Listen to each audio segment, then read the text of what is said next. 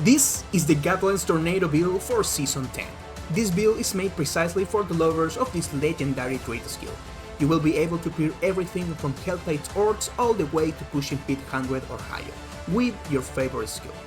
In this video we will go over how it works, the gear, skill tree, paragon, chaos perks and more. Are you ready to take your builds to the next level? Let's get into the video.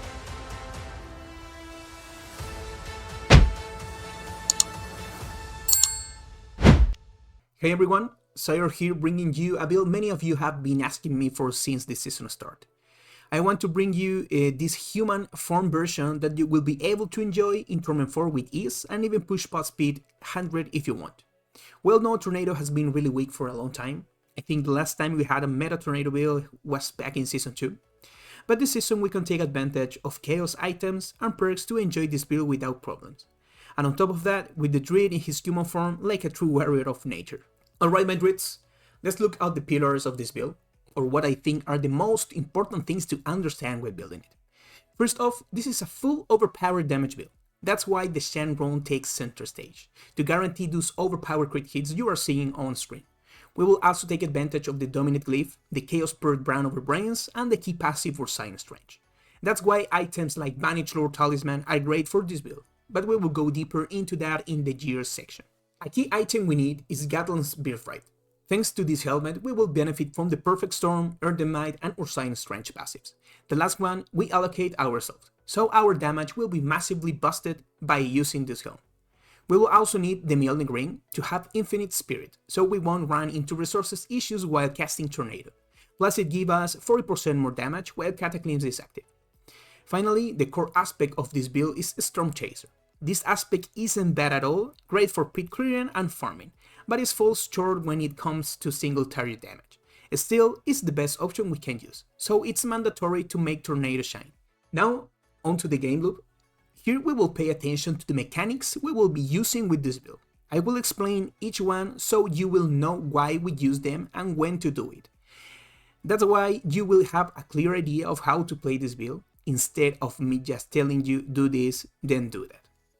I did rather you understand and make the right choice in battle. So, let's begin. Pulverize.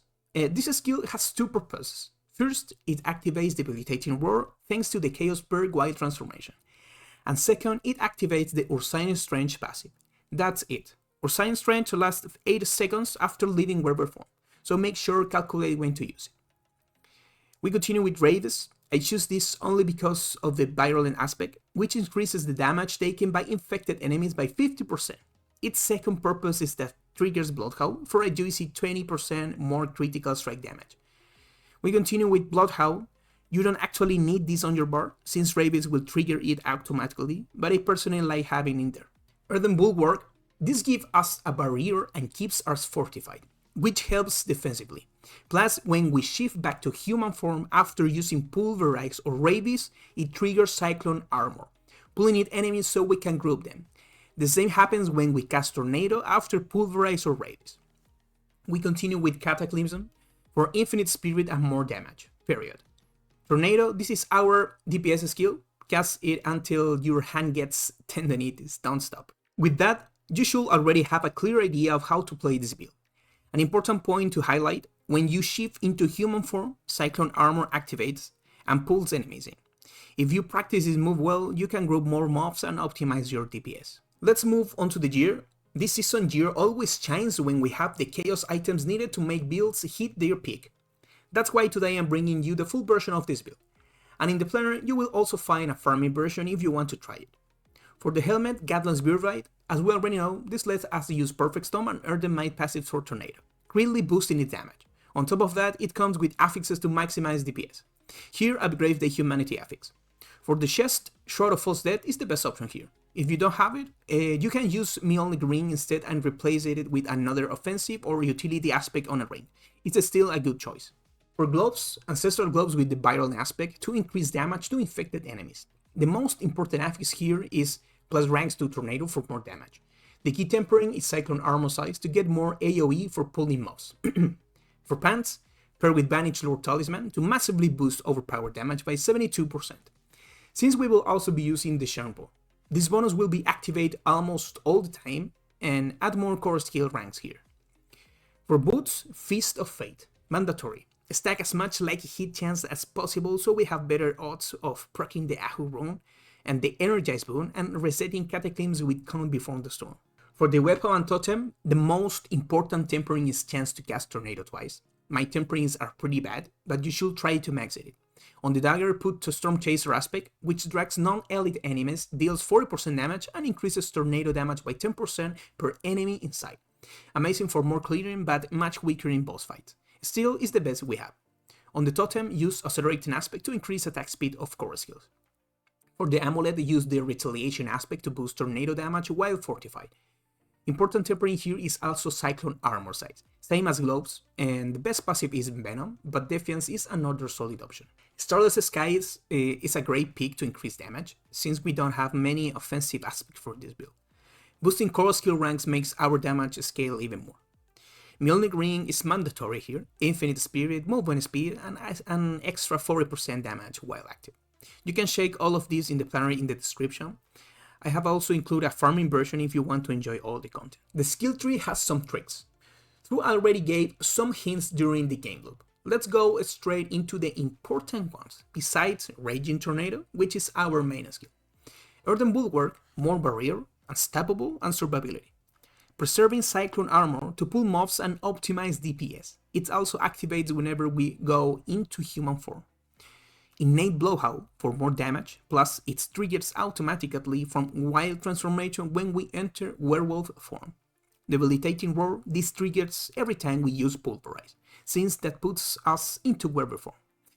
That activates Innate Debilitating Roar, giving us 25% more damage. Ranks into Humanity to increase damage and reduce damage taken. Points into Ravis to use the Viral aspect, giving us 50% more damage. Here let's pause to explain how we will use the Ursine Strange passive. It's very simple. Every time we use Pulverize, it activates, giving us more life, more damage, and more overpowered damage. Key for this build. It lasts 8 seconds after leaving Werewolf form, which is a decent window to stay in the fight. This way we can benefit from 3 passives with this build: Ursine Strange, Perfect Storm, and Earthen Might. Let's move into Paragon. First Glyph, Outmatch. This gives us 50% more physical damage against non-elites and bosses. Since Tornado is a physical skill, this helps a lot, especially in boss fights. For the second board, Hated Malice, more damage against poison enemies. Here we will use the Spirit Glyph, which greatly boosts critical strike damage. Third board, Sinister Tendrils, another 35% more damage against poison enemies. The Headhunter Glyph is important here to increase damage against elites and also grant willpower, boosting our damage further. This time we only need some all resist nodes to cap, since Brand Over Brains leaves us at about 50%. Fourth board, Thunderstruck. This increases tornado damage, since it's a storm skill. Here we will use the Earth and Sky Glyph, which works best here as it empowers magic nodes for damage to nervy enemies. And in this build, enemies will always be close. Last board, Ancestral Guidance. This gives us 40% more damage when spending resources. Use the Dominate Glyph to increase overpower damage and maximize the Shan rune. For the boons, beef up the stack for better regen and to maximize overabundance. Subin attacks for more attack speed, 20% more. Avian Grad for more critical strike damage, 40% more. Energize for a chance to generate resources, making overabundance even stronger since we will be generating over our max. Calm Before the Storm, needed to reset Cataclysms constantly, perfect for this build. If your Cataclysms uptime isn't good, replace Swooping attacks with Calamity.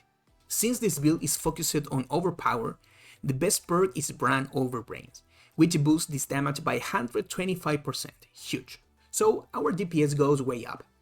Next, Purge the Infected, which guarantee crits, and those crits deal 60% more damage, massive.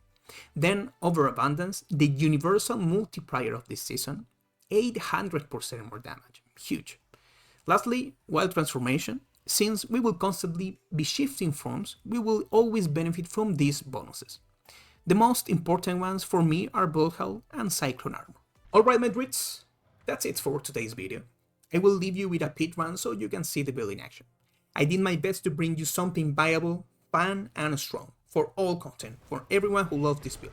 If you enjoyed the content, don't forget to drop a like and subscribe. Any questions, let me know in the comments. See you in Sanctuary.